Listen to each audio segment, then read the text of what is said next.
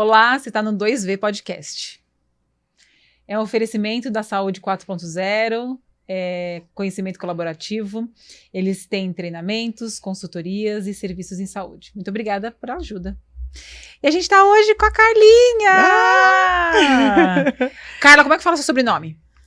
Campanha. Campanha mesmo, né? Tem o Gzinho. Campanha. Eu tenho uma parte da família que é campanha com NH mesmo, porque escreveram errado. Mas se fala campanha, mas se escreve campagna. Então eu tenho medo de errar. Não, mas pra mim, os dois são fluidos no meu entendimento. Que bom. Carla, é mais fácil pescar um peixe ou abrir um consultório? Pescar um peixe. Um peixão. Eu já peguei peixão, peixinho, mini peixe, mas montar o consultório foram quase 20 anos. Eu gosto de começar com conversas bem impactantes para te remeter a uma série de coisas, para dar o tom da nossa conversa, mas é impossível falar da Carla sem saber tudo que você já fez na sua vida, né? A gente se conhece na mesma universidade, a gente teve o prazer de fazer a Unisa e ser formada por lá. E da onde que veio o desejo de ser fisioterapeuta? Eu fui atleta e eu joguei vôlei, federada, Campeonato Paulista, tal. Queria ser jogadora de vôlei. Mas quando eu cheguei ali nos 17 anos que eu tinha que resolver o que ia fazer, o vôlei na verdade, eu parei de crescer. Uhum. E, né, 1,74 pro vôlei 30 anos atrás não era alto, até hoje, mas hoje existem líberos, né? Que antigamente não tinha líbero. Tinha. Eu sou da época não existia líbero. Quem da sua época do vôlei que você gostava? Ana Moser? Ana Moser, Maurício, enfim, Tandy, Marcelo Negrão. Você viu Pampa? Vi. Faleceu. Fiquei chateada. Também. Fiquei bem chateada. Mas, 1,74 eu tive que escolher. O técnico me falou, Carla, você... com essa altura você vai ter que ir pra ser levantadora, você vai ter que treinar. Ainda tentei, mas não curti levantar. Eu era ponta, e aí eu falei, já não ganhava dinheiro, né? Hoje em dia eu não sei como que seria se eu estivesse jogando vôlei, decidido por ser líbero, por exemplo, não sei. Mas naquela época eu falei, eu ganho só um lanche, eu ganho uniforme e ganho um vale transporte. Então, aí... Minha prima estava fazendo fisioterapia. Na verdade, eu quis fazer educação física. Minha mãe falou assim, não, vai ser pobre que nem eu. Não existiam personagens, não existiam, enfim. O mundo que é educação física. Era professor hoje. de educação física de clube de escola. A minha prima estava fazendo físio e eu... Só lembrando que a sua mãe é educadora física. Minha mãe é educadora física. física. Por isso que ela tinha essa fala, Por né? isso que ela tinha uma vida muito desafiadora nesse momento. E aí, minha prima tava fazendo e eu peguei o livro de anatomia e apaixonei. Olha! Foi no livro, peguei o livro dela assim, falei, olha isso! Aí eu apaixonei, falei, eu vou fazer físio, vamos lá. Dentro da físio eu podia ir pro esporte, por exemplo, vou estar dentro, né? Mas eu visava ser fisioterapeuta do esporte. Que depois a coisa mudou de figura. No quarto ano da faculdade, teve a semana da fisioterapia e foi um cara lá que é do time contrário do que eu gosto. Que a gente não vai falar o nome. Não vou falar o nome. Eu não sei nem por que você tá com essa cor de roupa. Não é dessa. Isso aqui é paleta outro. de cor. Ah, tá. Por exemplo, laranja eu amo, mas fica verde em mim. Entendeu? Se eu puser laranja, fica horroroso. Eu fiz análise de cor. Nunca fiz, acredito. Ai, tem que fazer, maravilhoso. Tenho Muda certeza. tudo. Então, seus verde... olhos fazem assim, ó. Então, entendeu? Por isso. Mas não é desse time, é do outro que eu não gosto. Isso que a gente não fala. Também não vou falar. E aí mas deixa bem claro que a gente é corintiana. Vai Corinthians, vai Corinthians. E aí eu fiz uma pergunta, eu falei, como que hoje é pra mulher entrar dentro da fisioterapia esportiva? Porque tava tendo uma palestra de fisioterapia, levantei a mão. Aí ele falou, se você não se incomodar com o jogador ficar de pau duro na hora que você colocar a mão na virilha dele, tá tudo bem. Outros tempos, né? Que bom que passaram. Aí eu brochei, literalmente, com a fisioterapia esportiva. Eu falei, não vou passar por isso. Você sabe que falando hoje, ninguém acredita que a gente ouviu isso, Não, né? é louco? Não, as pessoas não acreditam que a gente já passou por isso. Que um profissional que atuava num excelente time... Eu sei que dia que era. Eu tava lá também, sei. Eu sei. Porque ele foi ovacionado, os meninos estavam babando o maior ovo pra ele, eu sei quem é. E ele fala um absurdo desse, né? E fala que você não tem que ligar, tem que ser uma coisa normal. Tem que ser normal, né? Hoje, graças a Deus, tem muita mulher no esporte, no Corinthians. Eu conheço uma fisioterapeuta do Corinthians, então... mas tô falando de quase 22 anos, 23, 24 anos, né? Porque eu comecei em 98, formei em 2002. Foi ali, foi em 2000. 24 anos atrás. Aí eu falei, quer saber? Não preciso disso, né? Vou ter que ficar provando, né? Mais uma vez. Não. Aí eu desisti da fisioterapia esportiva e curti a ortopedia, assim. Eu gosto do sangue, eu gosto da fratura exposta, eu curto aquilo. Tipo, prefiro uma fratura exposta do que uma espinha espremendo. Eu acho nojento. Acho um horror espremer cravo no espinho, acho um horror. Eu vejo Mas todos os vídeos, exposta. eu tenho paixão por isso. Não, eu não consigo. Aqui me É uma parte aqui que eu guardo pra mim. Olha, o TikTok tá cheio. Ai, credo, eu não consigo. Nossa, a baba até escorre, assim. Não. Segue, ortopedia. Não, e aí na época, eu tava já fazendo a faculdade com FIES, né? Minha família não tinha condição. Quer que eu volte e conte um pouquinho, assim, rapidinho? Aqui, o tempo é seu. Eu, no segundo colegial, eu estudava em colégio público, o Etapa fez uma seleção dos melhores alunos para fazer o cursinho no terceiro colegial, junto com o terceiro colegial. E eu fui uma das alunas do colégio.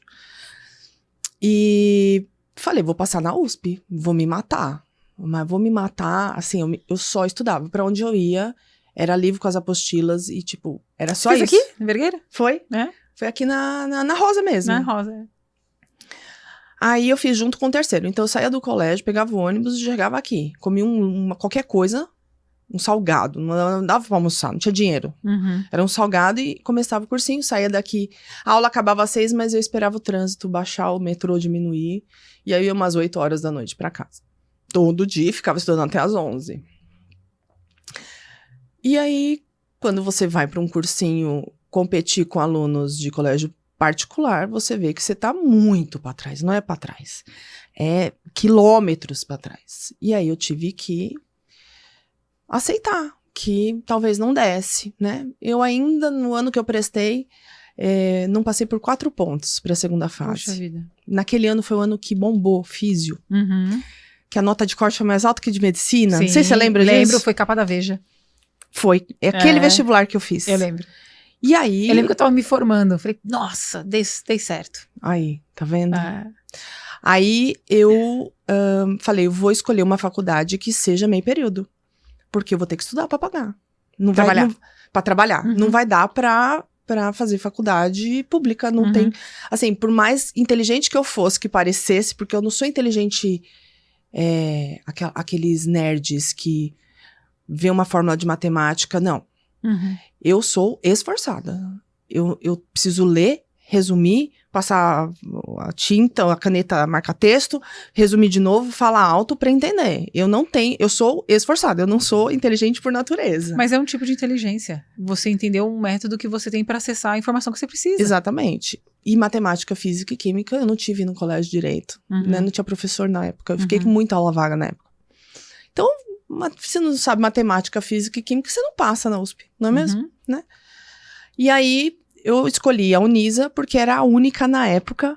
Primeiro, porque minha mãe tinha estudado lá, eu já sabia que era muito boa. E segundo, porque era a única que era das 7h10 até 12h30. Eu falei, porque aí eu posso trabalhar pra pagar. Quando eu cheguei lá, a faculdade era R$1.200. Tô falando de 98, que hoje é caro, imagina lá. E que era integral. Porque tinha atividade o tempo inteiro, não era obrigatório. Mas eu não podia. Eu tinha que sair de lá. É um dó, né? Porque tinha muitas atividades. E aí, primeiro ano não consegui o FIES. Eu fiz a matrícula. Na verdade, o ano que eu fiz, minha mãe fez a matrícula, ela falou, eu tô dando aula em 2 colégios, eu consigo bancar. Aí, na época, o Covas tirou educação física do primário, do ginásio, todo mundo, e ela perdeu muita aula. Ela falou, filha, a gente fez a matrícula, mas eu não vou ter como te ajudar. Aí eu falei, ferrou. Não vou trancar essa porcaria, não vou trancar. Eu vou arranjar um jeito. E aí eu comecei a trabalhar no shopping. na Lely Blanc. Eu era Uhum. caixa da Lely Blanc. E trabalhava das 4 às 10. Chegava em casa às 11, 11 e pouco. E acordava às 5h15 pra ir pra faculdade. Hoje eu não sei como que acontecia isso, tá? Como se tinha forças, né? Eu só fui. Porque era meta, eu tenho que trabalhar. Era o que tinha que se fazer. Não tinha o que fazer. Sim. Eu não tinha, minha mãe falou, não tenho como pagar. Aí no segundo ano eu consegui o FIES. Sou eternamente grata aos meus ex-cunhados, que foram eles que deram o nome, porque precisava de fiador. Uhum. E o meu salário, eu lembro até hoje, era R$ 475,58. E os 30% que eu tinha que pagar era 450. Nossa. Sobrava 25,58. Pra você viver o mês inteiro. E eu vivia, porque tinha vale transporte, então eu conseguia e é aquilo. Não tinha o que fazer. Uhum. Era a época que o lanche do McDonald's era 5,50. Uhum. E o meu vale era de R$5. Uhum. Aí eu juntava e pagava e conseguia de vez em quando comer no Mac. Uhum. A fasezinha bem desgramienta. Uhum. Mas passou. Passou.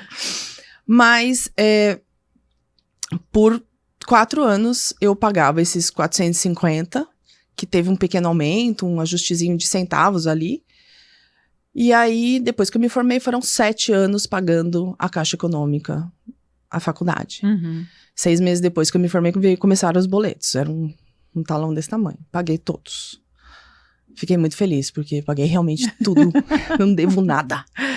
Mas eu esqueci o que eu tava falando. Não, você Eu comecei se desmotivou com a ortopedia. Aí, na ortopedia, quando eu tava Perdão, lá... você não se motivou com a ortopedia, com a esportiva. Com a esportiva. É. Aí eu comecei a gostar de ortopedia. Lembra do Fábio Tranquitella? Sim. Ele era professor de ortopedia. E eu Sim. cheguei pra ele e falei assim, eu quero acompanhar a cirurgia. Eu posso? Porque eu era dessas, né? Uhum. Eu posso... Deixa eu ver umas fraturas expostas. Deixa eu ver uns... Ele falou, pode. E ele me deixou acompanhar algumas cirurgias. Então eu pegava o dia da minha folga do shopping. Uhum. Perguntava se tinha cirurgia. E nos dias da folga eu ia acompanhar a cirurgia. Ele falava, não, pode se paramentar que você vai me ajudar. Eu, hã? Eu só viver? Ele falou, não. Aí ele abria assim, ele falava, que músculo é esse? Aí ele fazia chamada oral de anatomia Uhum. na cirurgia. Enfim, eu amava aquilo. Assim, anatomia eu amava. Apesar de ter ficado de exame, porque eu não tinha tempo pra ficar tarde estudando, não é mesmo? Uhum. Então, eu fui esforçada, passei. E aí eu comecei a gostar muito de dor. Porque a gente tira a dor, Uhum. né? Com? As mãos. E aí eu curti muito pré e pós-operatório, fazia. E no último ano no quarto ano da faculdade, surgiu a opção, no quarto para o quinto ano, de ser monitora. E quem era monitor tinha desconto de 30% da mensalidade, Uhum. que era exatamente os O que você- 450. Uhum. E aí eu falei, a grande chance de eu estar no hospital e fazer o quinto ano, porque eu tinha os estágios, lembra? Sim. Porque não tinha opção, né? Aí você tinha que fazer mesmo. E foi o que eu fiz. Então, eu tive isenção dos 450, dos 30% da mensalidade. O resto era do FIES, que eu já sabia que depois eu ia pagar. Então, eu ficava de manhã fazendo o estágio do quinto ano e o período depois do almoço até às 6, ficava no ambulatório de ortopedia. E eu amei aquilo. Eu coloquei tanta... Assim, eu tenho um caso muito legal de uma fratura exposta de um cara que teve a perna esmagada no ônibus, na moto dele. E eu peguei ele no começo do ano, daquele quinto ano. Quando foi em outubro, novembro, ele tava andando já sem muleta, sem bengala, dobrando o joelho, com todos os enxertos da perna todos resolvidos. Eu, caraca, eu fiz isso. Putz, que da hora. E eu curti muito aquilo. Acabou a faculdade. E aí? Boleto do FIES. Boleto do FIES em 6 meses. Eu tinha que fazer alguma coisa. Naquele finalzinho do ano, a nossa amiga da minha turma, a Andréa Porchat, ela tinha os pais dela tinham uma casa na Ilhabela e a gente resolveu fazer massagem por um mês, em janeiro, Uhum. pra ver o que dava. A gente trabalhava das 8 às 8, todos os dias. Na Ilhabela, na praia, montava a tenda, punha as macas, drenagem, massagem, pra quem estivesse passando ali. Uhum. Foi um sucesso. Com esse dinheiro, eu fiz o meu curso de RPG em abril com o SEMAN. Ah, semana. De terapia manual Aham. e, enfim. E aí, depois daquilo, eu falei, e agora? E agora, o que eu vou fazer? Uhum. Eu vou pra onde? Essa minha prima que já tinha se formado, trabalhava com o Douglas Gil. Uhum. Minha prima precisa de um emprego. Eu fui lá, coloquei uma arma na cabeça dele e falei, você vai me contratar. Que é o que ele fala pra todo mundo. Porque eu tava tão apavorada que eu obriguei ele a me colocar na equipe dele. E aí eu aprendi muito com o Douglas. Uhum. E aí dele começou a surgir os pacientes de RPG domiciliares. Uhum. Aí nessa época eu comprei um carrinho usado. Tinha 180 mil quilômetros o carro. Você tem noção? Alguém falou assim, graças a Deus eu vendi. Com certeza. Mas o Meu carro Deus. não quebrou porque era um golzinho. Gol não quebra. Fantástico. E aí eu fiquei com aquele gol pra cima e pra baixo, comprei uma maca e aí eu ia atender. E dali que começou a atender. Mas eu sempre, criança, eu queria um carro. Eu não via a hora de ter um Escort XR3 vermelho conversível, entendeu? Que foi a pergunta que minha mãe fez eu era criança. Filha, o que você quer do Papai Noel? Eu tinha 8 anos, eu lembro disso. Mãe, eu quero um Escort XR3 vermelho conversível. Ela, onde você aprendeu isso? Mãe, eu sou de Capricórnio. Meus objetivos, eles são muito diretos e muito ricos. Não tem problema eu trabalhar, mas... Mas foi engraçado. Porque o nosso vizinho, que era um médico, a gente morava numa casa, Ele tinha um Escort Escort XR3.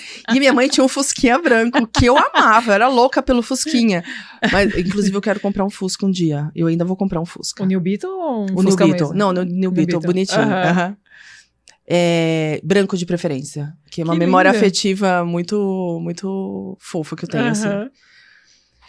Então, quando eu tive o carro, eu sempre dirigi. Com 13 anos, minha tia me ensinou a dirigir. Porque eu falava, eu quero aprender a dirigir. Então, com 13, na praia, minha tia me ensinou a dirigir num Fusca que ela tinha.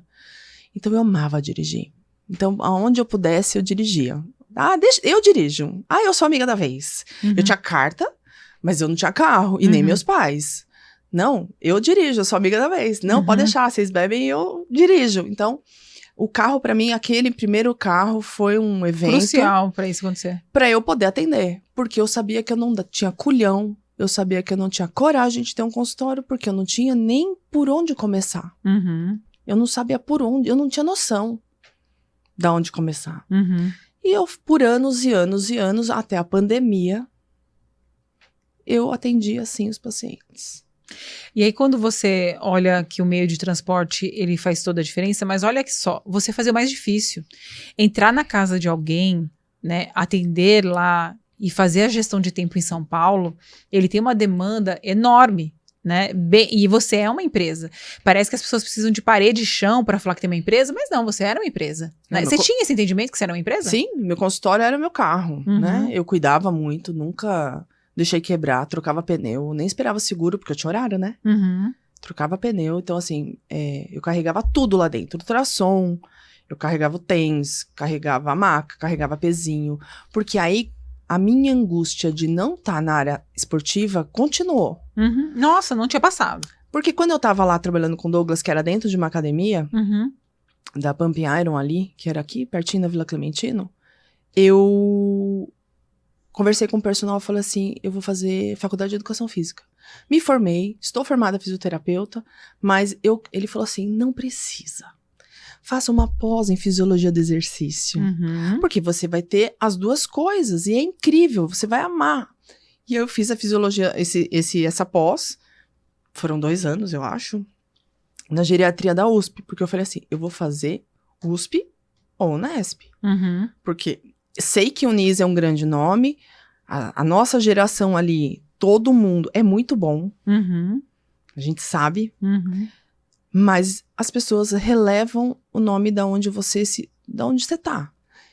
Eu sou fisioterapeuta e tenho pós-graduação pela USP. Muda a visão das pessoas. Eu pensava naquele momento, tá? E aí eu fiz essa pós-graduação, aprendi muito sobre esporte, sobre treinamento. E ali dessa pós eu comecei a atender muito idoso. Muito, assim, agachamento era entendeu? Eu botava os velhinhos pra malhar pesado, porque aí eu comecei a malhar pesado. E aí eu falei, não, a musculação é vida, a gente precisa, não tem pra onde ir. vamos ter uma geração de idosos muito maior do que antigamente, porque todos estamos vivendo muito, foi a primeira aula dessa pós. Nós temos uma expectativa de vida de 80 anos, as pessoas querem viver bem, saudáveis. A gente precisa estar pronto para esse público. E aí eu comecei a atender muita terceira idade. E muita dor. E aí, ai, Carla, travei as costas. E aí eu sabia, né? Tratava a dor, beleza. Os pacientes ficavam bem. E até aí você tratava a dor do método que eu vou chamar de convencional. Convencional. Uhum. Massagem, liberação, alongamento. Treinava postura para quem precisava, que hoje a gente já sabe que caiu por terra, mas a coisa de você manter a postura. E aí aquilo veio e eu continuava atendendo. E aí foi um nicho meio que expandido. Eu atendia dos 13, 14 anos até os 80, 90 anos. Uhum. E aí eu ia o dia inteiro em São Paulo. E trabalhava de sábado também naquela época. E aí foi isso. Isso a gente tá falando de quantos anos depois de formada? De 2002 até 2020. Até 2020. Nesse período, você consegue falar que você ganhou dinheiro? Ganhei. E você notava esse valor? Ganhei, eu paguei meu casamento, meu primeiro casamento, paguei minha casa, paguei meu carro. Assim, eu era independente financeiramente. E eu tinha essa meta, ser independente, né? Uhum. Isso eu sempre ouvi da minha mãe. Não dependa de homem nenhum. Faça o seu trabalho o melhor que puder. Tenha o seu dinheiro, se organize. Então, assim, eu era independente. Uhum. Ganhei dinheiro. Porque... Não dinheiro para... Uhum. Como hoje a gente tem uma visão, né? Não dinheiro para, sei lá, viajar para o exterior todo ano. Não, porque minha família ainda é uma família simples. Uhum. Eu tinha esse objetivo, porque eu convivia com pessoas que tinham dinheiro. Então, eu falava assim... Eu lembro na Lelis... Eu era caixa, eu ganhava 475,58, lembra? Uhum. As mulheres entravam lá, elas gastavam R$4.500, R$6.000 em 1 hora. Uhum. Eu falava assim, como que eu faço pra chegar ali? Isso é um pensamento de uma pessoa que entende que tem um processo pra chegar ali. Você não quer que ela não tenha. Exatamente. Você não fica com ódiozinho porque você ganha 1/10 do que ela tá gastando ali, né? Esse ponto, ele é tão crucial para pessoas de sucesso igual você é, porque é olhar para isso e falar, como que eu chego lá? Como que eu chego lá? E não assim, que droga que eu estou aqui ganhando. Ai, ricos. Quero que morram. Porque tinham pessoas que iam lá com segurança. Tinham 3 filhos, tinham 3 babás. É um outro mundo, é uma outra bolha, né? Sim, sim. Eu vivia numa bolha, hoje eu estou em outra bolha. E existem outras várias bolhas. E eu sei disso. E hoje eu lido com outras várias bolhas também. Exato. Então, assim... Como que ela tem... Eu tô falando de 98, cara. 99. Era tipo... R$450 era um pra salário 3 mínimo. peças, quase. Eu falava, caraca, como é que faz?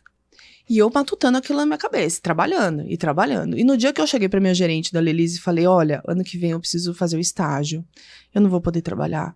Ela falou assim, eu não vou poder te mandar embora. Porque eu falei, me manda embora pra eu poder receber o seguro-desemprego, né? Aquela coisa, dá uma respiradinha, porque eu já ia guardar o dinheiro pro FIES, né? Sim, aquela pessoa... Ela falou, eu não posso te mandar, você é minha melhor caixa, como é que eu vou... Justificar, né? Justificar que eu preciso te mandar embora. Ela falou, não vou poder fazer isso, me desculpa. E olha que legal, você não queria ser caixa. Não. Você não queria trabalhar no shopping. Não. Mas você era melhor naquilo que você fazia. Eu era. Eu era, e eu nunca ouvi dela enquanto eu trabalhei lá, foi no dia que eu pedi a demissão. Porque o meu caixa era sempre o mais bombado. Primeiro porque eu comecei a lidar com as pessoas e eu falo pouco. Você tá vendo que eu falo pouco. Tinha cliente lá que falava assim, não, eu quero passar com ela. Você nem era vendedora. Não. Né? Falava, não, é com ela.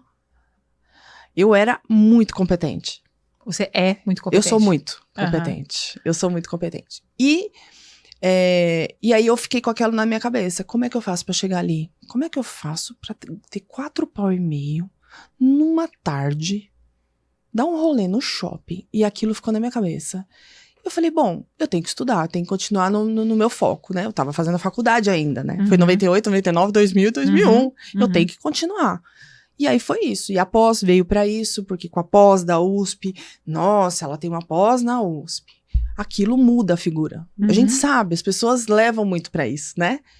E aí foi isso, eu continuei trabalhando, atendendo os pacientes, e foi isso até a pandemia. Na pandemia a coisa mudou a figura. Aí quando a gente olha para Carla lá no caixa de uma loja extremamente chique, com roupas maravilhosas e finas, do que aquela Carla aprendeu para lidar com os pacientes depois? Nossa. Sabe por que eu tô falando isso? Você já vai se iniciar por isso.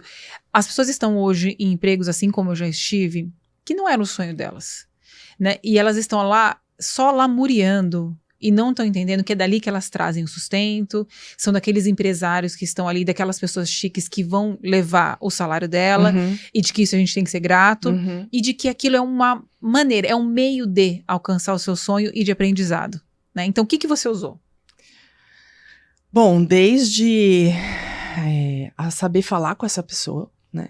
Eu vim de uma família simples, e quando você tá num outro ambiente, então, a coisa da comparação, de como é que ela anda, como que ela fala, como ela se porta. Observar, né? Isso é muito legal. Muito, de falar, de entender, né? De se comunicar mesmo com a pessoa, de analisar a qualidade de coisas, qualidade de tecido, qualidade de roupa, por que aquela roupa custa aquele preço, faz todo um sentido, de valorizar aquilo, porque eram roupas impecáveis, né, que nunca tinham defeito, era muito raro aparecer alguma coisa. E olha só que interessante, fazendo gancho, você já fez colorimetria, que fala, já, né? É pelo entendimento que isso te valoriza como profissional e vai ser a sua primeira venda, né, que tem, hoje você também tem que vender, né? Mas continua. E aí, acho que foi muito isso, de eu conseguir falar com esse público e de fazer de conta que eu faço parte. Hoje eu viajei no meu helicóptero, eu fui pra Ilhabela, ai caraca, que legal, foi bom, tava bom tempo. Eu comecei a, não valorizar o helicóptero, que é muito da hora, a gente sabe. Não, a gente não sabe, porque não, a gente não sabe, a gente no não caso, tem. não foi, temos. Ainda não. Mas vamos passear de helicóptero a qualquer hora, a gente paga pra isso, né? Exato. Nem que seja no convênio em transferência de hospital, ai Deus me livre. Credo. Mas, assim, a pessoa também, você vê que é a vida dela. Tipo, ela não tá falando que ela é nem normal. Ela não tá falando. E é entender quem é rico e quem não é, né? Porque você. Sabe. É tão legal. Quem quer ser e quem não é. Quem come mortadela, rota peru. É muito nítido isso, é muito legal. Então, eu aprendi a falar muito com esse público, a entender. E a falar assim: caraca, ela foi de helicóptero. Tá, merda, que da hora deve ser. Meu, chegar em meia hora da praia deve ser muito legal, não pegar trânsito, né? Mas, assim, eu acho que foi isso. Foi o analisar pessoas. Perfeito. E ter exemplos, tipo, como que eu faço, assim? Qual é o percurso disso? Né, porque, pra mim, ter dinheiro é uma coisa muito interessante. Eu gosto muito, inclusive. Sou capricorniana, você sabe? Sei. Gosto muito. Mas já passei muita fase sem, né? Vamos falar sobre isso. A Carla já passou pelo primeiro desafio dela, que é entender que ela não ia ser jogadora, que ela ia ter que ter outros atributos. Que era muito difícil ela sair de um colégio de elite que nem o Etapa que ele te mostra exatamente em que bolha que você tá. Eu também fiz. Eu fiz cursinho lá. E eu entendi rapidamente onde eu tava, né? E era em degraus, assim, muito baixos, né? Em relação aos meus colegas. Aí você supera isso, entra numa faculdade do qual você não consegue pagar e consegue pagar a custos altíssimos em saúde e dedicação. E esforço, como você mesma disse. Você se decepciona pela quarta vez, digamos assim, quando você procura uma área da fisioterapia onde te dizem de uma maneira bastante cruel e minimamente mal educada que não era ambiente para uma mulher como você. E depois você vem para a ortopedia, onde as coisas começam a se transformar, você faz fisiologia do exercício, você tem já o RPG e começa a avançar no tratamento dos seus pacientes em domicílio. Você tem um carro que você valoriza ele, porque sabe que ele pode te levar e te trazer e te proporcionar essa gama de coisas. Mas onde começa o tratamento de dor especificamente, somatosensorial, que você é especialista? Depois de quanto tempo? Bom, eu falei certo? É somatosensorial? Zumbido somatosensorial. Isso. Você falou dor somatosensorial, mas o zumbido é uma dor. Então, é uma dor audível. É a mesma via. Uhum. Em 2015, 14, não, 13. Em 2013, meu amigo de turma, o Nedson, ele foi convidado a fazer parte da equipe de otoneurologia do Hospital das Clínicas. E tava eu um dia e ele me liga. E Nedson não liga, né? Você manda mensagem pra ele, daqui 6 meses ele manda alguma coisa, pedindo alguma coisa pra você. Ele não responde aquilo que você mandou, tá? Uhum. Tipo, se tivesse um concurso, R$1 milhão, você vai ligar pra uma pessoa, ela não vai falar com você. Não ligue pra Nedson. É o Nedson. Aí ele me ligou e falou, Carla, eu fui convidado, só que ele é adventista de religião, ele falou, a tontura é na quarta e o zumbido é na sexta. Eu não vou poder ir 2 dias porque ele dava aula numa faculdade. Eu vou indicar você pra você ser a fisioterapeuta da sexta-feira, beleza? Eu falei, tá bom. Fui lá, conversei com a chefe do ambulatório. Ela falou, estamos recomeçando esse ambulatório do zero. Precisamos de uma fisioterapeuta na equipe. Se você topar vir toda sexta-feira, a gente não paga nada, você chega aqui, vai fazer parte da equipe e você topa? Topo. Reorganizei a agenda para não atender na sexta. Então, 7h30 da manhã eu já estava lá no Hospital das Clínicas e saía de lá por volta das 6. E aí, o mundo zumbido caiu no meu colo. Eu comecei a estudar do zero. Zumbido é um sintoma que tem muitas causas, mais de 200 na literatura. Uma delas é a muscular, que é o tal do zumbido somatosensorial. E é nele que eu comecei a fazer os pilotinhos dentro do grupo, que é um grupo de pesquisa em zumbido. E aí, lá no meio do caminho, eu tinha feito o curso de agulhamento.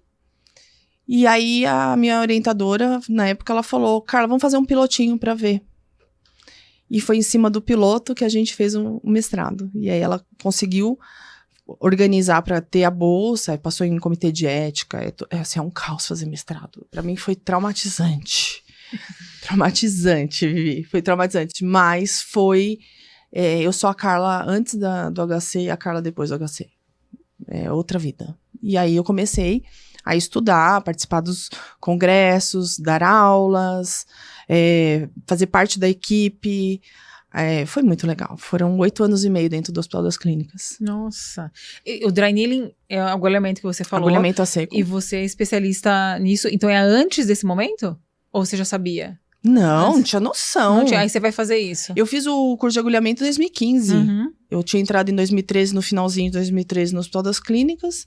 Aí a gente fez o pilotinho. Aí começamos a colher os dados. E aí o meu mestrado, eu entreguei ele, eu apresentei ele lá dentro da Faculdade de Medicina da USP, em dezembro de 2019. Nossa. Dia 17 de dezembro de 2019. É um filho mesmo, né? Nossa. De parto fórceps. Nossa.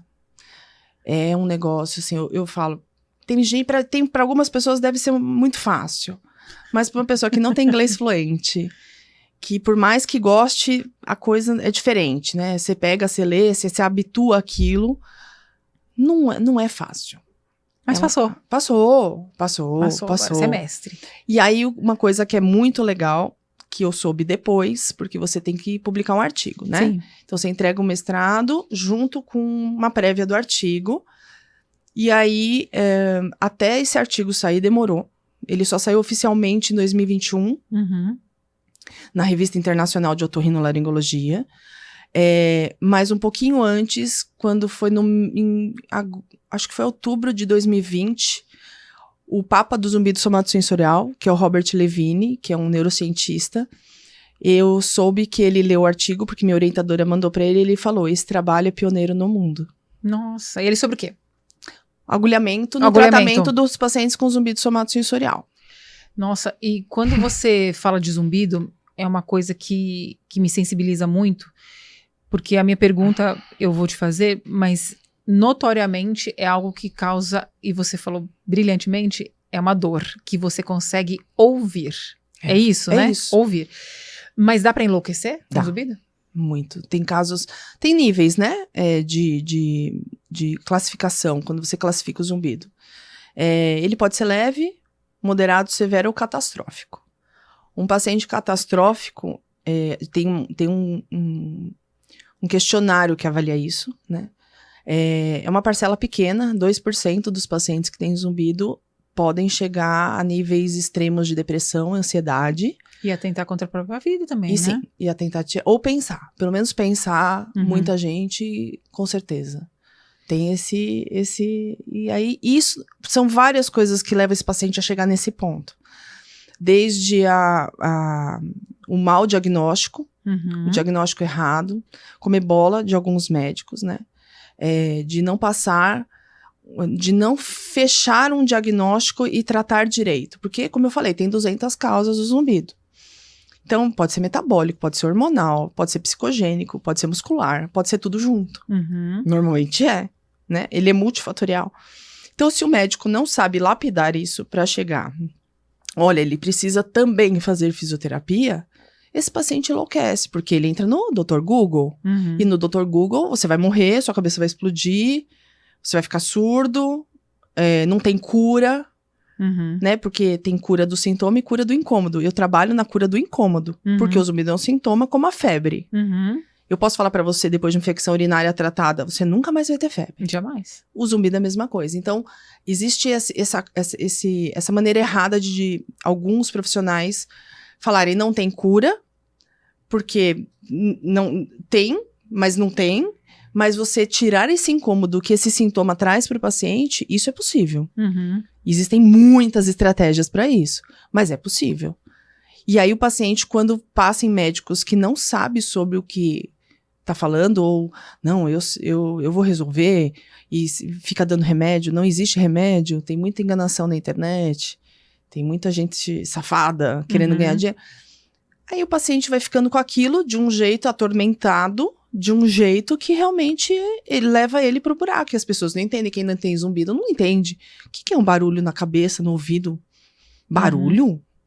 Como que você tá ouvindo barulho? Entendeu? É que eu tenho zumbido também. Mas o meu zumbido tá super resolvido e ele nunca me atrapalhou. Que 80% dos pacientes que têm zumbido não se incomodam com ele.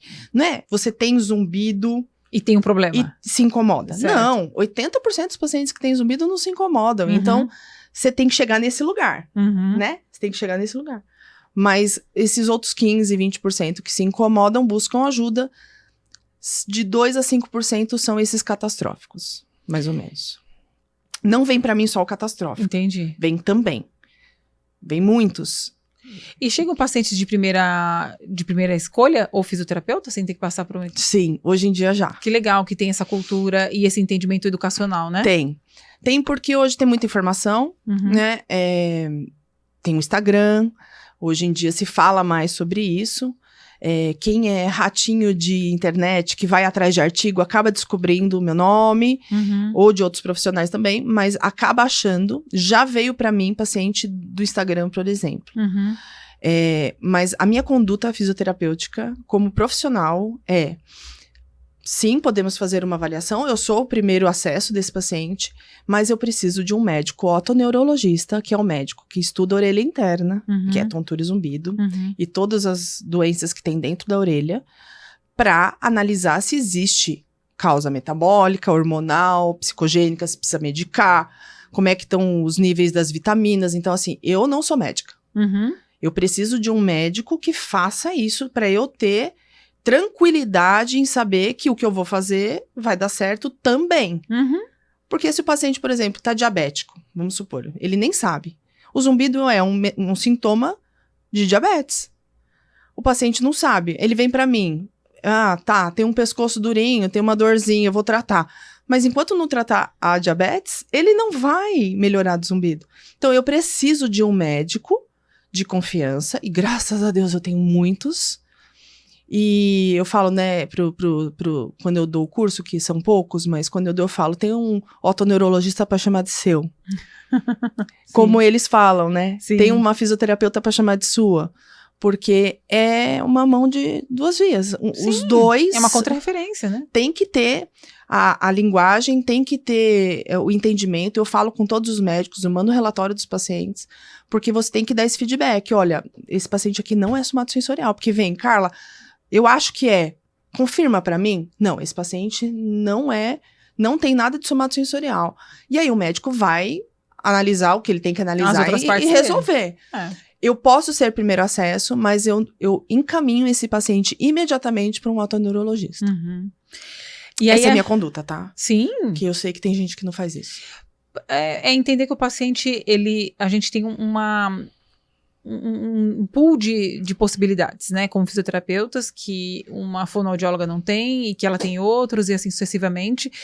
Eu sempre acredito, se o nosso foco é o paciente, todo o resto fica desnecessário a conversa, né? Meu foco é resolver o problema do paciente. O que eu tenho que fazer para aquilo resolver, eu sei que eu vou ter uma gama de ferramentas para usar. Outro vai ter outros, assim como ele não faz teste laboratorial. Como é que ele sabe que o paciente é diabético? Através de exames. Sim. Né? E ele vai precisar de um microbiologista, um biólogo, um patologista para que aquilo aconteça. Então, é a mesma coisa, né? Exatamente. Não é uma competição. Nosso intuito é só deixar o paciente bem. Exatamente.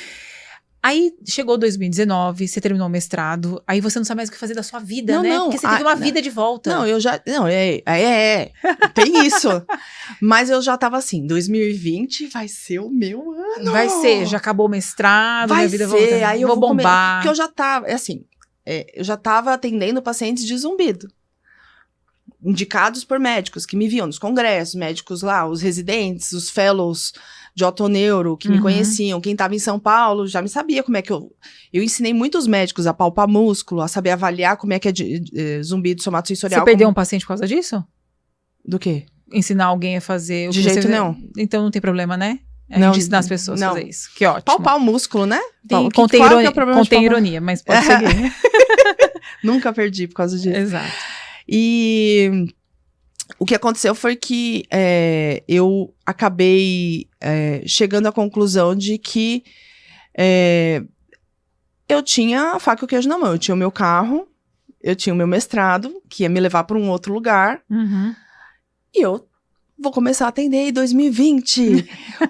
Porque eu continuei atendendo os meus pacientes particulares de segunda. Quando eu tinha que ir pro Hospital das Clínicas de terça e quinta à noite, eu desmarcava, atendia todo mundo de manhã. Era um corre-corre. Era um caos. Minha vida era um caos. Trabalhava de sábado pra poder dar conta. Você só fez mestrado, né? Mas... Aí veio a pandemia, né? Pandemia. Março. Não foi muito longe de dezembro. Foi outubro, né? Pra dar um respiro. E aí eu falei, ferrou. Falei, caraca, bem agora, bem na minha vez. Bem na minha vez. Nessa encarnação, nessa. Bem agora, sim. Bem agora. Vem comigo. Continuei atendendo até março daquele ano, normalmente. Fechou. Eu falei, ferrou. Eu tinha uma reserva pequena, porque capricorniano, depois de ter passado um perrengue em 2016. Sabemos. 2016 teve o impeachment da Dilma e caiu 80% dos meus atendimentos particulares. E aí eu comi o pão que o diabo amassou. Ele amassou e ainda jogou um sal em cima pra não comer mesmo. E aí eu comecei a fazer brigadeiro pra pagar o meu condomínio. E aí veio a grande dúvida da minha vida. Eu mantenho esse mestrado, esse projeto, porque ainda não tinha virado um mestrado em 2016, né? Ou eu volto pro shopping pra trabalhar. E eu tinha uma paciente que tinha lojas da Hering, e eu liguei pra ela e falei, olha, eu não tenho dinheiro, eu preciso trabalhar. Você me consegue uma vaga dentro das lojas? Ela falou, a hora que você quiser, em qualquer uma das lojas, só me fala qual que você quer. Aí eu fiquei, como que eu vou fazer com a sexta-feira? Porque sexta-feira, na época do final do ano ali, é época que bomba o shopping, né? Shopping, lojas, enfim, Natal. É onde você faz seu dinheiro, né? Eu falei, sexta, eu não vou poder falar pra ela, olha, eu não vou na sexta, tá? Eu vou todos os dias, mas na sexta eu não vou. Aí o meu anjinho da guarda, porque tem o anjinho de Abim, né? O anjinho falou assim, foca no HC. E aí eu não desisti. E aí eu falei, bom, eu preciso ter dinheiro pra pagar condomínio, não tinha dinheiro, eu já tinha tirado minha previdência, já tinha trocado meu carro. Vendi, paguei o banco, comprei um carro mais simples, financiei ele. Enfim, foi um rolo. E aí eu falei, vou fazer brigadeiro. Eu sei fazer brigadeiro. As pessoas gostam de brigadeiro. Uhum. E eu aprendi com aquele chocolate Calebo. Uhum. Tirei dinheiro de onde eu não tinha pra comprar esse chocolate, pra começar a leva. Na primeira leva, eu obriguei todo mundo a comprar. Você vai comprar. Uhum. Não é se você quer, você vai comprar. Porque com o lucrinho, eu fui comprando os ingredientes e fazendo e tal. E aí eu fiquei 1 ano e... de janeiro até agosto, 1 ano e 8 meses vendendo brigadeiro. Junto com os gatos pingados de fisioterapia. E aí eu continuei no mestrado. E eu falei, então vamos, seja o que Deus quiser, não vou poder. Agradeci, falei, obrigada, não vou por conta disso. Porque eu não tinha alternativa. Como que eu ganhava dinheiro rápido naquele momento, né? No shopping. Trabalhar de extra. É aquilo que você já sabia, né? Era um ambiente shopping, você consegue. Só se for uma anta, você não consegue vender na época do Natal, né? Mas eu foquei no HC, e ainda bem. E aí, quando chegou em junho de 2020, porque deu aquela leve abertura, né? 2020, porque ficou muito estranho. Fecha tudo, fecha 15 dias, aí volta uma semana e fecha de novo 15 dias. E eu ia com aquela história de você vai que nem um astronauta atender os pacientes, né? Era Face Shield, era N95, era Avental, era Propé, era tudo. Volta, toma banho. Eu atendia um paciente por dia. E aí eu falei, só com isso vai dar? Eu fiz as contas. Atendendo um paciente por dia, eu tenho o meu gasto ali básico da vida, né? Não tô gastando gasolina, né? Menos. E aí, em junho de 2020, veio do nada não, né? Do nada. Uma mensagem no meu WhatsApp de uma amiga minha, que eu mal conhecia, que hoje é uma das minhas melhores amigas. Ela é quiroprata, e ela montou um consultório num prédio. Ela saiu do lugar que ela tava, que uma vez eu fui nela pra ela me destravar, eu tava com a coluna super dolorida, porque, né, tem uma hora que dói, né, coluna. E aí ela falou, montei uma sala, tem 2 salas dentro da sala. Você quer vir pra alugar? E eu falei assim, alugar sala? Puxa, eu não tenho nem dinheiro direito agora, como é que eu vou alugar sala? Aí eu fui lá, ela falou, vem ver, vem conhecer. Cheguei lá, aí eu gostei muito. Falei, caraca. Ela falou, tá liberado 2 dias e meio. Dos outros 2 dias da semana aí, 2 dias e meio, eu não tenho como te emprestar a sala. Aí eu, coincidentemente, os pacientes com zumbido, com tontura cervicogênica e com dor começaram a bombar. Porque a gente começou a pandemia em março, a gente tava em junho, e as pessoas trabalhando nas mesas de jantar, nas cadeiras que não eram do trabalho, e Covid matando gente à torta e à direita, as pessoas estressadas, não posso perder meu emprego, vou trabalhar de qualquer jeito, virou home office todo mundo. E começou, Carla, eu recebi a sua indicação do médico X, Carla, indicação do médico Y, Carla, eu falei assim, Moca, Interlagos, Morumbi, não dá, inviável. Itaim, Vila Olímpia, Pinheiros. Eu falei, gente, eu não vou ter condição. Moca? Não, como? Tipo, Moca pro Morumbi? Alphaville pra Interlagos? Tipo... Aí eu falei, eu vou falar que eu tô atendendo aqui. E ali começou a realização de uma coisa que eu nunca imaginei. E aí esses 2 dias e meio viraram das 9 às 9, os 2 dias. E o meio-dia das 7 às 2. E os outros dias trabalhando com paciente particular. E aí, preciso de avaliação, eu preciso de agenda começando o negócio. E aí eu falei assim, cheguei pra minha amiga, falei, eu preciso dos outros 2 dias e meio. Aí ela falou, não posso. Minha irmã que trabalhava aqui, é o cara que vem aqui, é o nutricionista que vem aqui, eu não posso. Eu falei, então eu vou ver uma sala aqui pra alugar. Nesse mesmo prédio, os pacientes já estão acostumados aqui. Em setembro de 2021, eu aluguei a minha sala, peguei o dinheiro da minha reservinha, fiz a reforma, e aí eu trabalho 5 dias nesse consultório o dia inteiro. Como você se sente lá? Eu amo, né? Eu amo trabalhar, eu me divirto, né? Trabalhando. Isso é uma frase que a minha psicóloga, ela fala. Ela fala que a filha dela fala pra ela: mãe, vai lá se divertir, porque ela ama o que ela faz. E ela fala pra mim, quando a gente desliga, vai lá se divertir também. Uhum. Eu amo o que eu faço. Passa tão rápido. É um negócio que não pesa. Eu curto aquilo. Aquilo é muito bom. E olha que é desafiador, que você trabalha com dor, né? Com pessoas com dores muito profundas, coisas que não passam, que nem um zumbido. Como é que você toma um remédio? Como é que você toma, né, para aliviar, aquilo não alivia? E quando você olha para essa sua faceta, você acha que você demorou para tomar essa atitude? Hoje, quando você olha toda a trajetória, você fala assim, eu deveria ter tomado essa atitude antes, porque abrir um consultório, uma clínica, é um enorme desafio, quem você mesma sabe disso. Não é só abrir um lugar que vai ter um monte de pacientes, né? Então, eu ouço um podcast que fala que a vida da gente é progresso e ordem, né? Então, primeiro você progride, para quem não é herdeiro, e depois vem a ordem das coisas, né? E você vai se organizando. Então, qual foi o seu primeiro desafio, assim, de entrar num negócio que é seu, onde é sua responsabilidade de fazer a gestão? Como que foi isso para você? Da parte de gestão mesmo. Porque como fisioterapeuta, você já sabia trabalhar. Já. Né? E como gerir o seu negócio?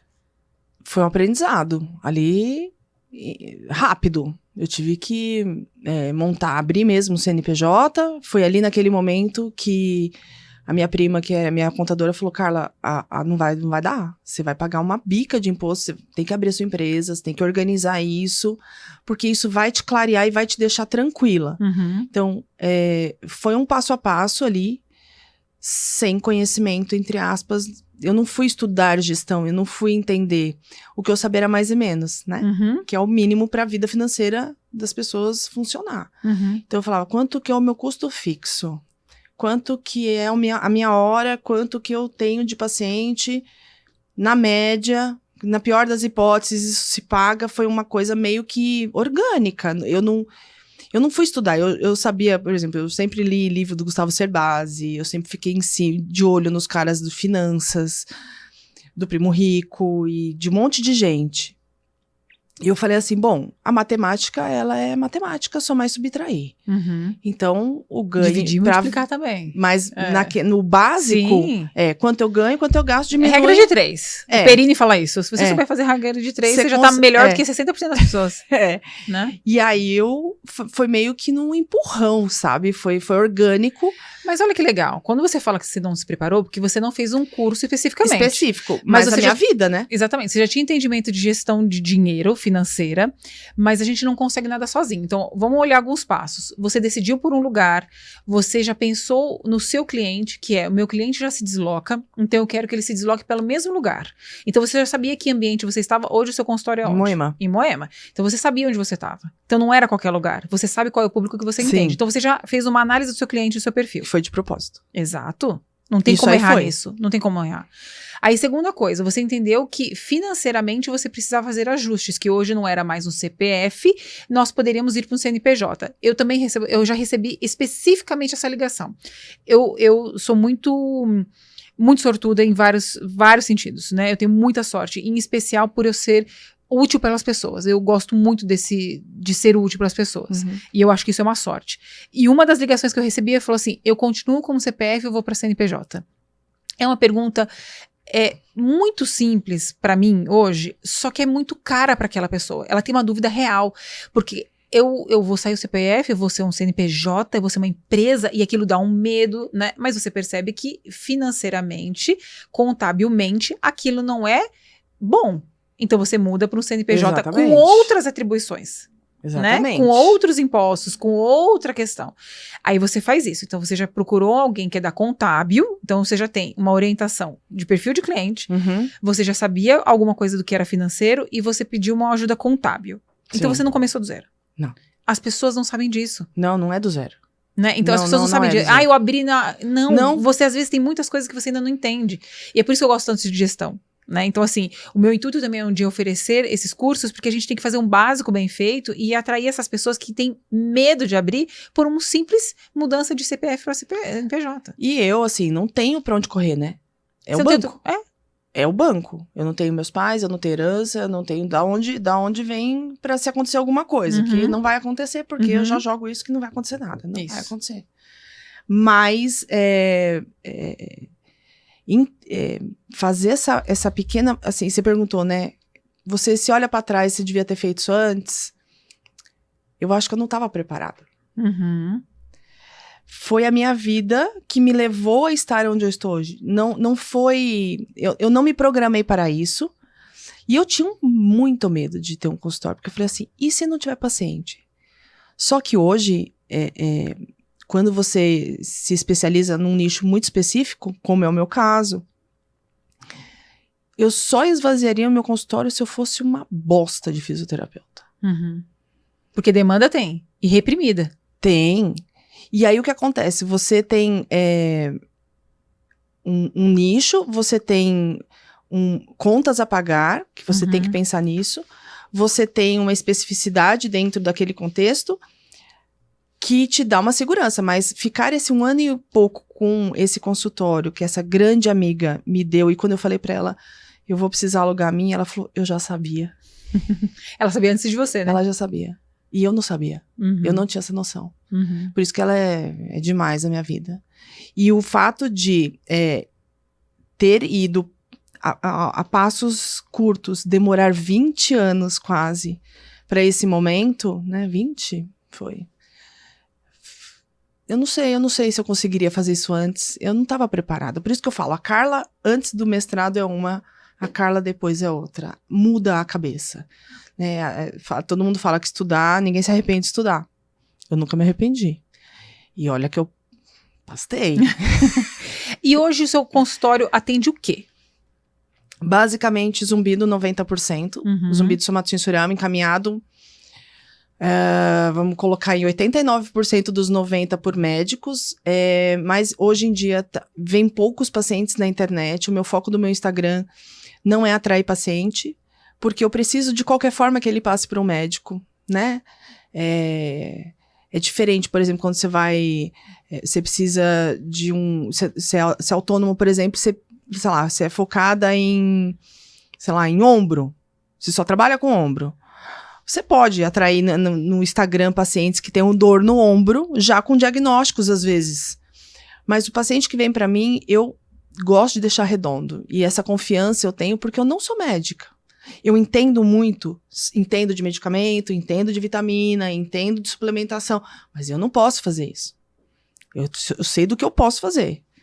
Então, eu tendo essa tranquilidade, mas 90% é zumbido, 5% tontura cervicogênica, que é a tontura que também vem pela dor na cervical e por alterações da cervical, e dor, né, junto, assim, uma enxaqueca, uma migrânia...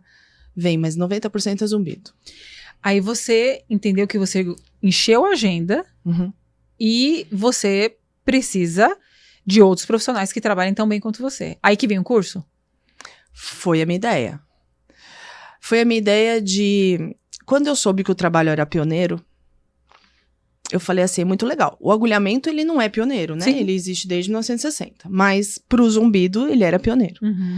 Eu falei assim, bom, eu tenho na mão uma técnica, uma estratégia muito importante, uma das estratégias para tratar esse músculo, essa articulação, esse movimento de cabeça e pescoço. Você desenvolveu do zero. Isso é perfeito. Isso, mas é uma das. Sim. Eu não posso morrer com isso sozinha. De jeito nenhum. Eu pensava assim, falei, eu não posso. Mesmo porque o agulhamento não é meu. Sim, peguei uma cabeça para saber em que ângulo que eu ia pôr a agulha num músculo profundo lá da mastigação. Peguei, fiz uma... Nossa, eu fui um dia no laboratório de anatomia da Odonto, peguei o professor lá, ele me abriu uma cabeça para eu ver o ângulo da agulha que eu ia colocar. Então, assim, eu estudei friamente como cada agulha tem que entrar em cada ângulo, porque não existia nada, não tinha hoje artigo falando, olha, se você quer agulhar tal músculo, você pega a agulha e faz... Não existe. Você tem curso de agulhamento a seco que você agulha músculos do corpo todo. Eu tratava a dor. Então, eu sabia tratar todos os músculos, quase todos. Mas esses específicos, não. Eu peguei uma cabeça e fui lá. Mas... eu não podia morrer com essa técnica, não era justo, né? Eu acho que não é justo ninguém morrer com técnica nenhuma, você tem que ensinar. Quanto mais se ensina, se aprende também. E aí eu falei, eu vou montar um curso e vamos ver. E eu fiz 4 turmas já, novembro, abril. A gente conversou sobre esses seus anseios, assim, né? E é interessantíssimo como a pessoa brilhante às vezes não tem entendimento de que ela é brilhante, né? E de que ela é capaz. Então eu vejo sempre um conflito seu de ver o seu brilhantismo e de ver a sua capacidade e um entendimento de que você sempre pode mais. E isso é legal, você sempre pode mais mesmo, mas você já é incrível em tudo que você faz. Imaginar que você tira a dor das pessoas, o zumbido, e consegue ensinar isso para outros tantos, eu acho que isso é louvável. Parabéns. Ai, obrigada. A gente tem um momento agora... Eu tô segurando pra não chorar, tá? Vamos ver se você se mantém. Eu não tô na TPM. Vamos ver se você se mantém. A gente tem um quadro aqui chamado Fatos e Sensações. Se você já viu algum podcast, você já deve ter visto. Então, tem algumas coisas aqui que eu gostaria que você falasse. Qual que é o fato e qual que é a sua sensação, tá? Primeiro. Ai, meu Deus. Ai... É minha família, né? As fofuras da minha vida. Eu acabei de vir da festa junina da Laura. É mesmo? Essa sobrinha? É, a Laura. É o Arthur, a Laura, o Henrique, Pititico na festinha de 1 ano. Ele já tá com 5. Minha mãe, meu pai e minhas 2 irmãs. Olha só, todo mundo aí. A gente tava na piscina de bolinha. Tirando a foto no aniversário do Henrique. Ai, é tudo, né? Eu tava com eles todos ontem. É mesmo? Que gostoso. Muito bom. A minha irmã mais nova mora no meu prédio, né? Então...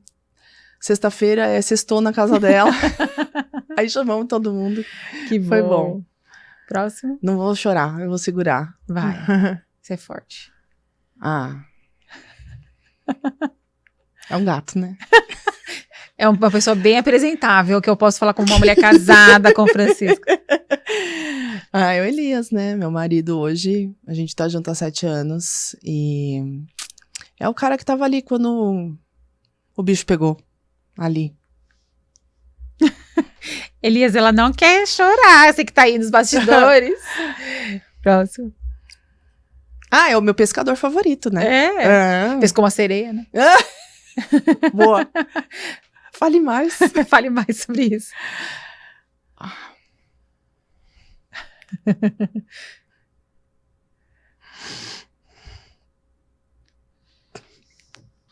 O que foi nesse dia? Você chegou, né? Você chegou. Acho que isso que é mais legal, né? Traumatizada pelo mestrado, Carla.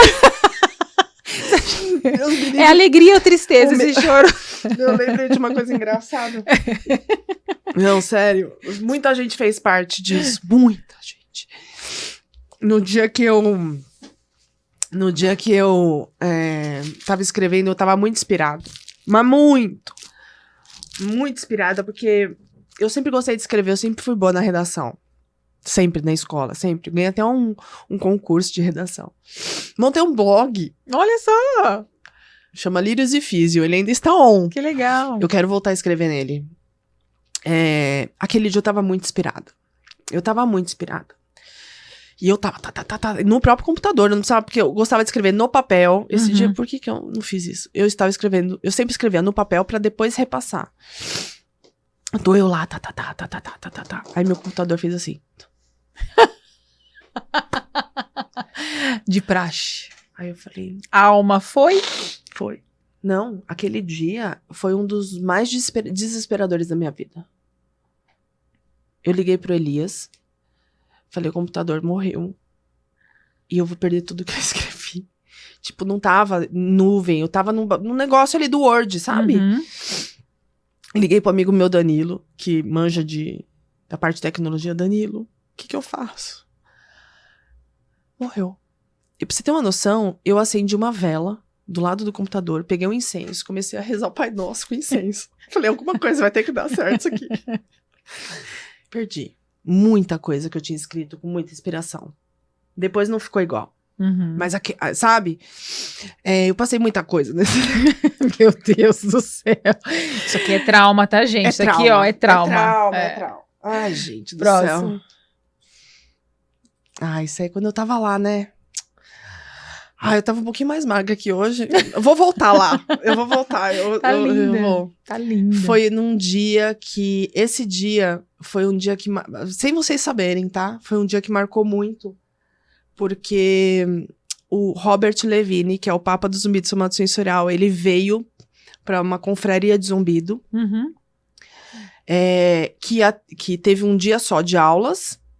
Eu também dei uma aulinha ali, de meia horinha. Para médicos, otorrinos, né, otoneuros, fonoaudiólogos, fisioterapeutas e dentistas. Foi a confraria do zumbido.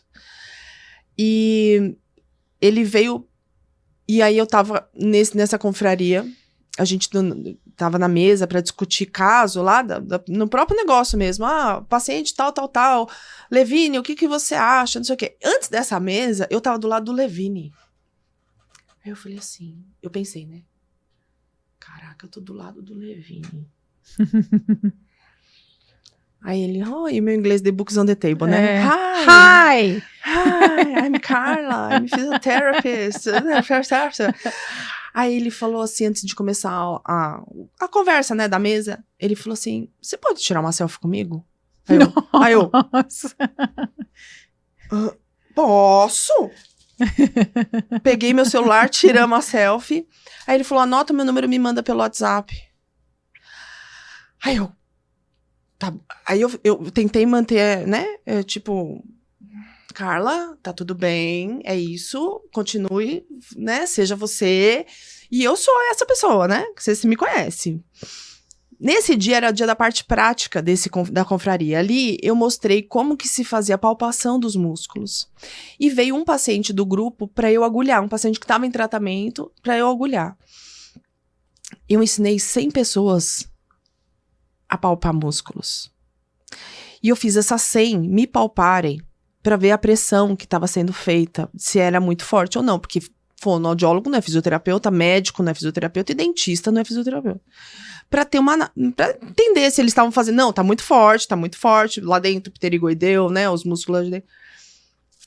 Quando acabou tudo, que eu já tinha agulhado, ele sentou do meu lado na maca, assim, ele falou assim, sorte de quem tem você na equipe, porque você agulha muito bem. Aí eu fiz assim. Thank you. O que eu ia falar, não é mesmo? Não, olha só, você já entendeu tudo. Esse dia, e foi nesse dia aí. Isso aí foi um pouquinho antes de começar a primeira leva de 20 pessoas. Que lindo. Foi, esse é o ambulatório, saudade de lá. Tem mais? Aí, ó. Esse é o meu recorde. Como é que chama esse peixe? Pirarucu. Meu Deus. Precisou de 3 homens pra tirar esse peixe do lago. O que tava tirando a foto, o Elias e o outro. Porque você só pesca e tirar do lago. Não tinha condição. Não. Ele não cabia no passaguá. O passaguá é um negócio que você pega o peixe no lago. Precisou de 2 e um no meio. Uma redinha? Uma redonda. Aquela redonda é aquela ali, ó, do lado esquerdo. Chama ali, o quê? Passa o quê? Passaguá. Passaguá. É. Esse é o meu recorde, é um pirarucu de 40 quilos. Meu Deus. Demorei, meu braço ali naquela hora, sabe a fadiga, a mioclonia? Quando a gente faz o agachamento e o negócio fica, eu fiquei assim por uma meia hora. Meu Deus. Foi o meu recorde. Tem acho que mais uma ou duas. Esse foi o dia. Do agulhamento. Que eu peguei, que ele mostrou pra mim. Gente, como vocês são bons nisso? A minha assessoria.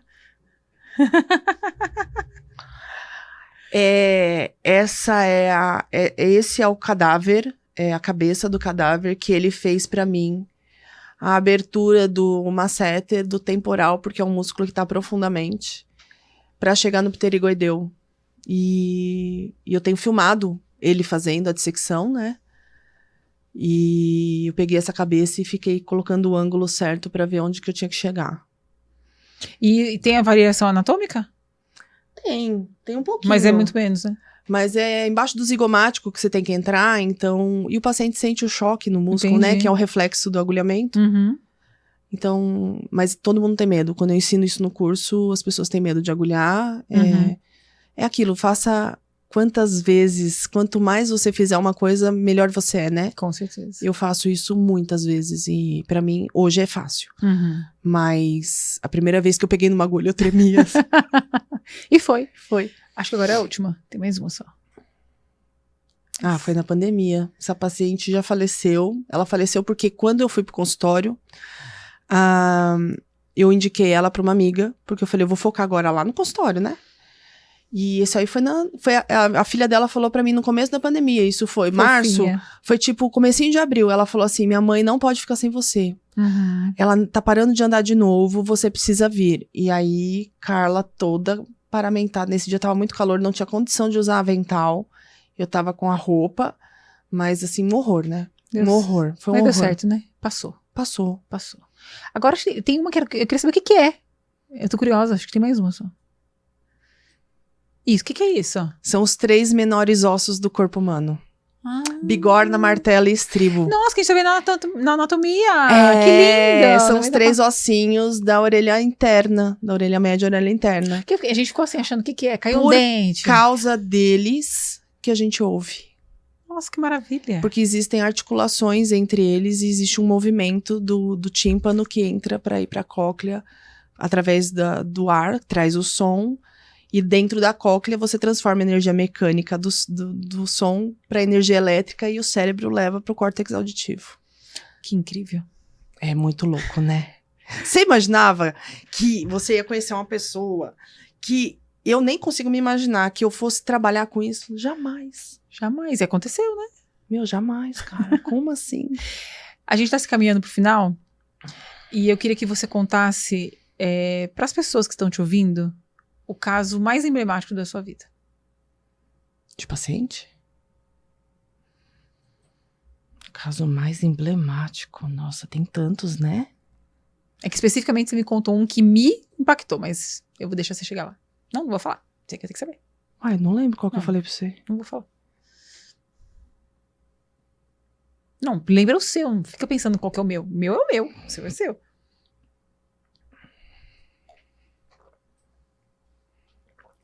Posso falar de um momento que você estava e o outro daqui? Claro.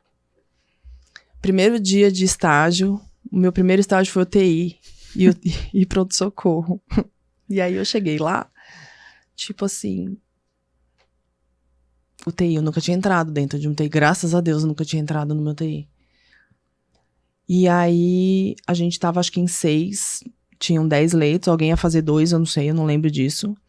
E eu fiquei com um e o 2, que eu ia começar a atender. Aí você que recebeu a gente, você tava no pronto-socorro já, e a Rosana tava na UTI, ela pegou a gente do pronto-socorro, subiu. E aí na hora de dividir, ela falou, Carla, você vai ficar com o seu Carlos, e a gente vai estubar ele. Aí eu, Não, ela não falou a gente, ela falou, você vai estubar. Aí eu, o quê? Eu vou estubar o paciente? Eu nunca fiz isso. Como que eu vou estubar um paciente que tá na UTI? Eu não entrei nunca. Aí ela falou assim, calma, eu vou te ajudar. Mas ela me fez tirar o tubo. Eu tremia como uma vara verde aquele dia, de medo de fazer alguma coisa errada, porque eu sou muito certinha, não quero prejudicar ninguém. Uhum. Ela falou, você vai falar assim com ele. E ela me fez falar com o paciente. Primeiro dia, Vivi. Primeiro dia.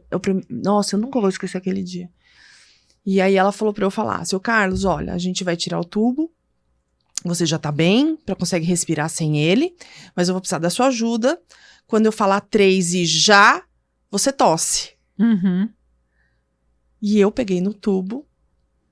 E ela tava do meu lado, não falou absolutamente nada. E ela me fez tirar o tubo. Ai, até arrepia. Esse foi o primeiro aprendizado. Eu amei a UTI, mas eu não gostava tanto de ventilação. Aquilo pra mim não fazia muito sentido, sabe? Sei. Mas eu amei estar, assim, aprender, ficar no pronto-socorro. E aquilo foi muito louco, porque eu gosto da emergência. Apesar de ter ido pra dor, eu gosto do caos. O que vai acontecer hoje? Vai chegar uma perna pendurada. Vai chegar, porque no Grajaú não é infartinho, né? Que chega. Não. No Grajaú era no caos. Esse foi um caso. Agora, um caso emblemático. Acho que foi um paciente que pensou em se matar. Era esse. Era? É um paciente que pensou em se matar com zumbido. Ele já tinha passado por outra profissional que não agulhava. E o caso dele era muito somatosensorial mesmo. E eu tratei dele na 4ª, 5ª sessão. Ele já melhorou muito, assim, a percepção do som. E no meio do caminho ele falou, eu já consigo andar na rua.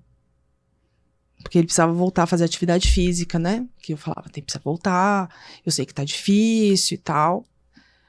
E ele hoje é um paciente que tá de alta há muitos anos já. E a última vez que eu falei com ele, eu falei, aí, como é que tá o meu zumbido? Porque eu me aposto do zumbido do paciente. Ele falou, zumbido, o que é isso? Ele falou, olha, quando eu tô sem sono, eu escuto ele pra dormir. Eu puxo ele pra dormir. Ele ressignificou o zumbido dele. Esse foi um dos casos mais loucos, assim. Ele me agradeceu, assim, ele falou assim, eu não tinha forças pra brincar com os meus filhos e eu pensei em tirar minha vida. E você me deu a vida de volta. E eu, caraca, como eu sou boa, né? Só que às vezes a gente não acha que é, né? Mas é muito legal poder fazer parte disso na vida dos pacientes. Que linda. Que você continue brilhando. Obrigada. Ajudando as pessoas. Com as suas mãos, com o seu carisma, com o seu amor, com a sua dedicação aos seus pacientes. Continue empreendendo. Cresça, cresça muito, que você consegue, você pode. Obrigada por você estar aqui, pelo seu tempo. Obrigada a você pelo convite. Eu esqueci de falar no comecinho, né? Imagina. Obrigada por lembrar de mim. E eu tenho muita admiração por você. E eu por você também. Que... que linda. Beijo. Espero que vocês tenham gostado. Foi ótimo estar aqui. Curta, compartilha, aciona o sininho. Foi ótimo.